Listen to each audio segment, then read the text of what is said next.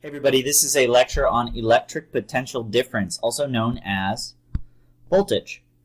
We're going to talk about the definition of potential difference or voltage. We're going to talk a little bit about what charges do in electric fields and what they do with relative to the voltage that they're in. We're going to define a new unit of energy, the electron volt, and we're going to talk about how voltage is related to the electric field. At least for uniform electric fields.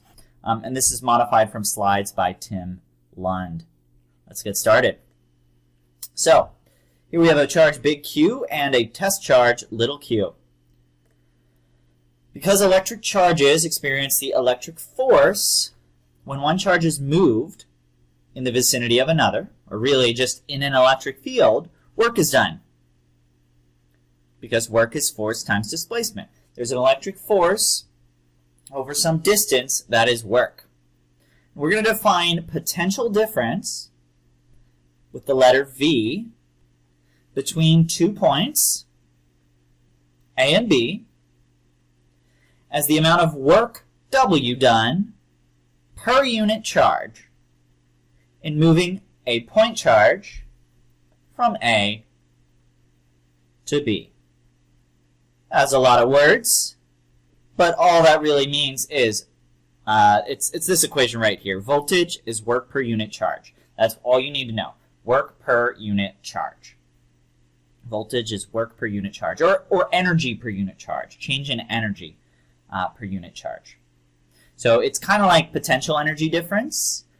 In fact, it is like potential energy difference, just divided by the charge that's moving across this distance.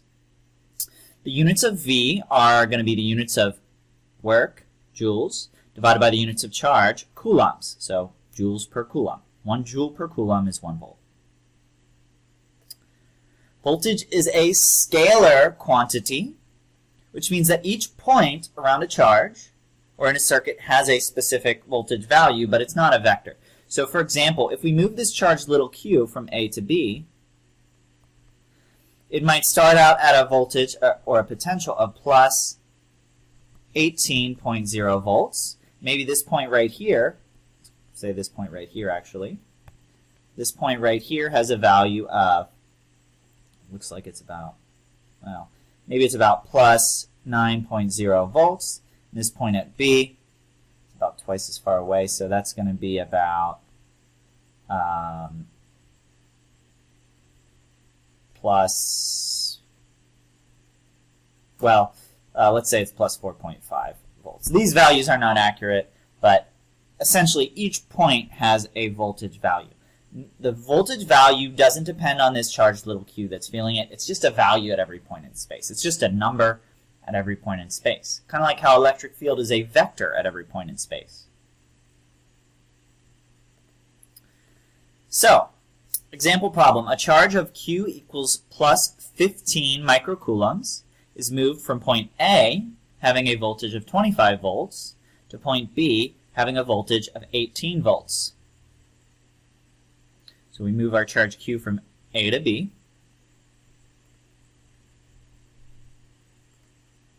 What is the potential difference undergone by the charge? And what is the work done in moving the charge from A to B? Well, to find the potential difference, we just take the final potential minus the initial potential. That's final voltage minus initial voltage. The voltage at B is 18 volts, and the voltage at A is 25 volts. So we can see that it dropped by 7 volts. 18 minus 25 is 7 volts. To find the work, we just use the voltage equation. If V equals work per unit charge, then that implies that work is just charge times voltage. So we just multiply the voltage, 7 volts, negative 7 volts, times the charge, 15 times 10 to the minus 6 coulombs, to get our work, negative 1.1 times 10 to the minus 4 joules. Keep in mind that sometimes delta V is used for a voltage difference, a potential difference, instead of just V. we might use them interchangeably, delta V and V. So we also want to talk about what charges will do in potentials, and here we have a nice little diagram. Now this blue grid actually represents space, and it represents the space around some charges. One of these charges producing the electric field is big Q here. Now this grid represents a two-dimensional space, so we might say that this is the y direction and this is the x direction, but going up and down in the z direction, that doesn't actually represent moving a charge up and down. It represents, well, it doesn't represent anything. If we looked at this from above, we would just see two charges in a plane. We would see a charge down here and a charge here. Big Q up here and then some unknown charge down here. So we're going to observe the test charge as it is released and try and identify the sign of big Q. So that little red dot is a positive test charge, and it moves away from big Q. So that tells us, well, because big Q is repelling the test charge, and since test charges are by definition positive, big Q must also be positive. So this is a positive charge. And that also gives us a clue as to kind of what we expect from this diagram. So that tells us that big Q is a positive charge, and it produces an electric field that pushes other positive charges away. This is actually an electric potential diagram, a voltage diagram.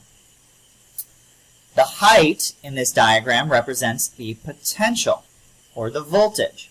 So as we go up higher, that's going to be a higher voltage, and as we go down negative, that's going to be a negative voltage, or a lower voltage. Positive charges are going to go down to a lower voltage because they're repelled by the positive charges that produce the high voltage. If we want to think about the electric field or the force, that's going to be like the slope of this diagram. The steeper it is, the faster the charge is going to accelerate, which means a stronger force, which means a stronger electric field. So this type of diagram shows us a lot about what's going on. We can see that positive charges then produce positive heights, produce basically peaks. Down here, there's going to be some negative charge producing that hole, that valley. And so our test charge might actually go down into this pit. If we had a positive charge, it would be eventually attracted to our negative charge. Another nice thing we can see is this is an electric dipole, a positive and a negative charge. Since it's flat almost everywhere around except for close to the two charges, it tells us that the voltage is 0. It tells us that there's not going to be much force out here, or not much electric field. So our E field, E, is small, and our V is about 0 when it's at that height of 0.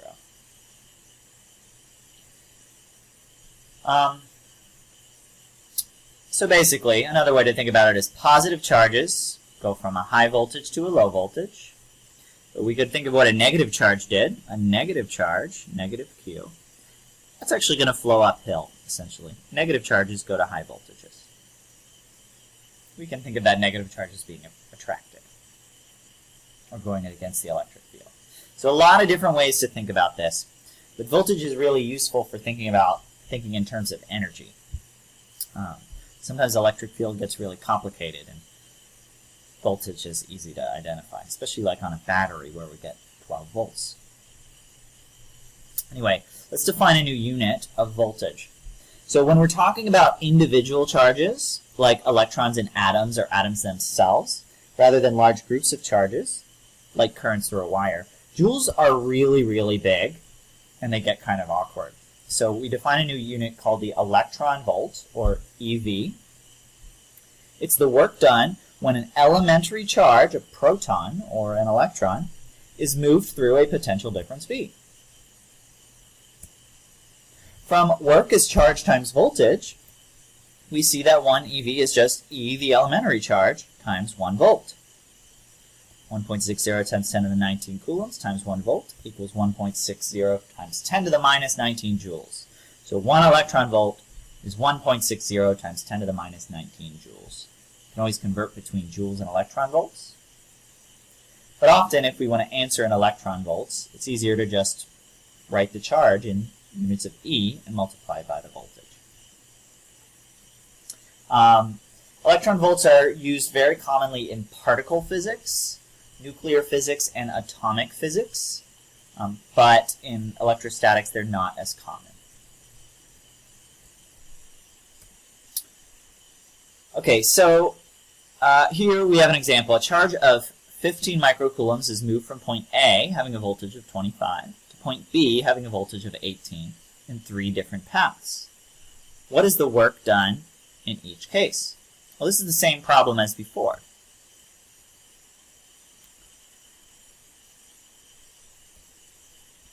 Let's take 3 different paths. Start and end at the same points. Well, the work is independent of the path because the electric force is a conservative force. And this is why voltage is useful, because we don't care about the actual path taken through the electric field. We don't care about the force. All we need to know is the voltage at A and the voltage at B, and we can figure out the work. Doesn't matter what the path is. Gravity is also a conservative force, and we can also define a gravitational potential difference. Although we haven't done that yet, it is used when you do gravitational mechanics problems. So when we actually calculate this out, we get work as QV. 15 times 10 to the minus 6 coulombs times negative 7 volts is negative 1.1 times 10 to the minus 4 joules. And it's the same for all paths because it's a conservative force.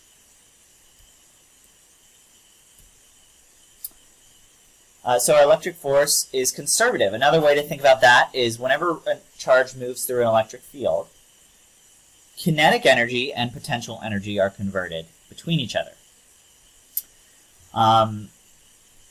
And also we know that charges tend to go towards low potential energy.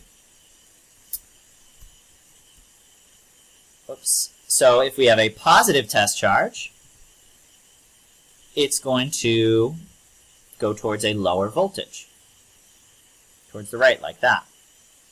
But if we took a negative test charge, negative Q, it would go this way, towards a higher voltage. So we saw here our voltage was something like plus 18 volts, and up here our voltage was plus 4.5 volts. We can think of this negative charge as flowing uphill to a higher voltage. Positive charges flow downhill to a lower voltage. But in both cases, they're going towards a lower potential energy. Okay, so here's an example with the electron volt. An electron is moved from point A, having a voltage of 25 volts, to point B, having a voltage of 18 volts. Same question as before, except it's an electron instead of another charge. What is the work done in EVs and joules on the electron by this external force during the displacement? Well, the work is the charge times the voltage. Work equals QV. So we just plug in the charge, negative E times negative 7, because the change in voltage is negative 7. And we get negative 7 EV. So it's just, positive 7 EV. 7 electron volts is our answer. Notice the math got really easy when we used electron volts. If we want to convert, we can multiply by our conversion factor. There are 1.60 times 10 to the 19 joules per electron volt. So we multiply by those. EVs cancel. And we're left with 1.12 times 10 to the minus 18 joules. Very small number of joules, which is why we use electron volts.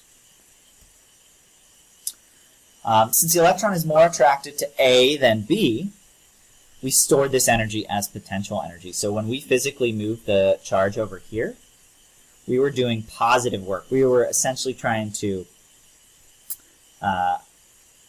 basically pushing the electron against where it wants to go And so if we were to release it at B, it would convert that potential energy into kinetic energy as it falls back towards A. The electron is released from point B. What is its speed when it reaches point A? Well, we know how much energy was stored in our electron. Our potential energy stored was negative 1.12 times 10 to the minus 18 joules. So when it flows here, it releases that much potential energy, it gains that much kinetic energy.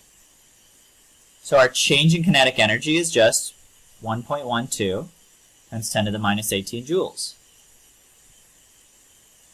Our initial velocity is 0. So our 1/2 mv squared ends up being 1.12 times 10 to the minus 18 joules. We just need to plug in our numbers, solve for v squared. The mass of the electron is given in your equation sheet, and it's that. Solve for v squared, we get this. Solve for v, we get 1.57 times 10 to the 6 meters per second. Essentially, it just becomes a kinetic energy problem. The work that you did is the kinetic energy that object gains. So you can use voltage to find the work, which is the change in kinetic energy, which you can use to find the speed. Okay, so voltage between parallel plates. Two parallel plates with a plate separation d, lowercase d, are charged up to a potential difference of V simply by connecting a battery to them. And this diagram, this represents a battery. So the voltage on the battery is V. This is going to be the positive plate down here, and this is going to be the lower, more negative plate, because we know the electric field points away from positive and towards negative. A positive charge Q is moved from A to B.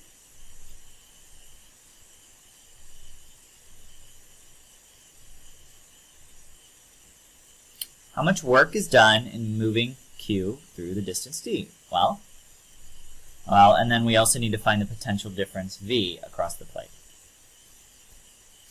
So, for part 1, to find the work, use force times distance. Work is force times distance, times cos theta, but theta is 0. Force is electric field times charge. And work is charge times voltage. So our work is just EQ times D.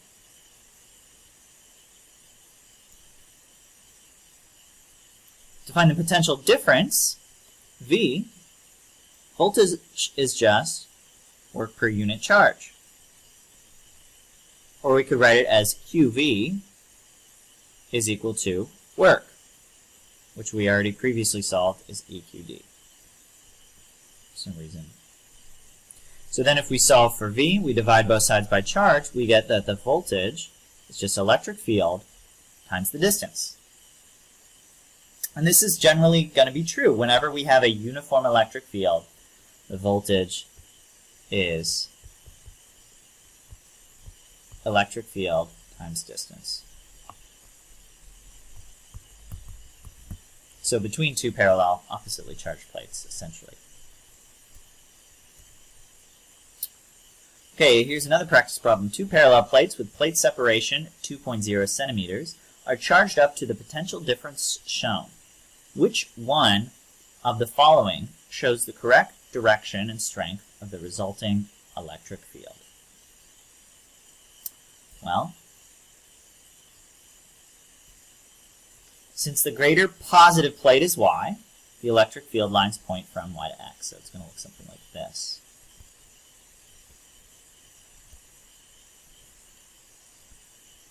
Field lines go from positive to negative. To find the strength of the field, we can just use voltage equals electric field times distance.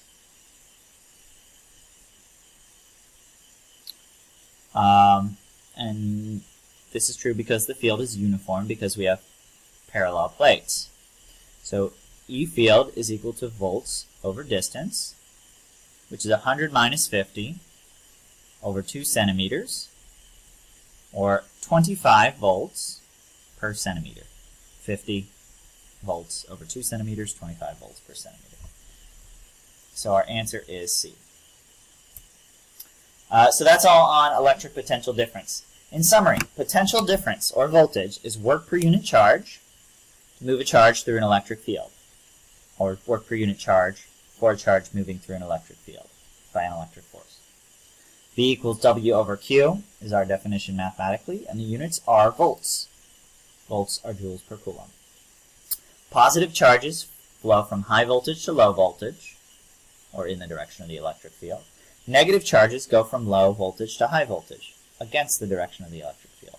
Positive charges go downhill, negative charges go uphill. Electric force is conservative, so our work is path independent, so all that matters is the voltage. We also define the electron volt as a unit of energy, and the definition is the work required to move an electron across 1 volt of potential difference. When we calculate that, we get 1 eV is this value. And also, when we have parallel plates, our electric field is constant, and our voltage is related to the electric field by voltage is E field times distance. That's all for potential difference. Hope that's helpful. Bye.